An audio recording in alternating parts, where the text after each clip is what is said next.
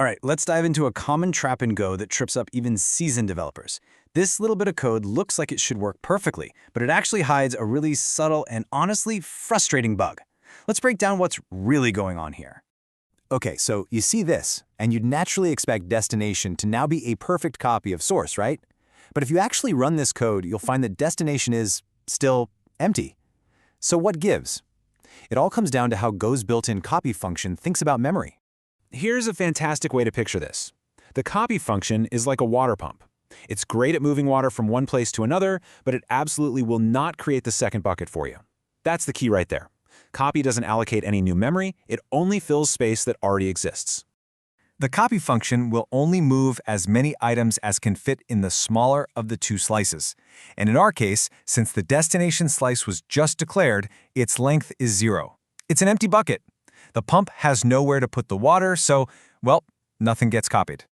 So to actually fix this the old way, you have to do this little two-step dance. First, you have to manually create the bucket. You make a new slice with the right length. Then, once that destination is ready, you can finally use copy to pump the data over. It works, for sure, but it's not exactly elegant. So yeah, that two-step process gets the job done, but it's a bit clunky and it's a classic source of bugs.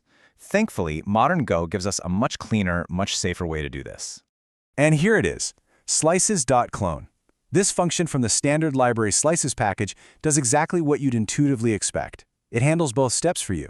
It allocates the new memory and copies the data, all in one clean, super readable line. The mental model for this is just so much better. You know, if copy is that manual water pump, slices.clone is a photocopier. You just hand it the original document, and it handles everything, giving you a brand new, perfect copy right back. Simple as that. So let's just quickly put them side by side. The built-in copy returns an integer, the number of items copied, and forces you to manage the memory. Slice's clone, on the other hand, returns what you actually want, the new slice, and takes care of the memory allocation automatically. The only thing to remember is that you need Go 1.21 or newer to use it. So does that mean you should just forget the old copy function exists? Not quite. It still has its place.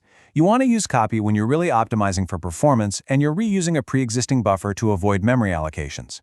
But for pretty much every other time you just need a copy, slices.clone is the way to go. It's simpler, safer, and much more readable. So here's the big takeaway. The next time you find yourself needing to copy a slice in Go, just make slices.clone your default. It's safer, it's way more explicit about what you're doing, and honestly, it's almost certainly what you intended to do in the first place.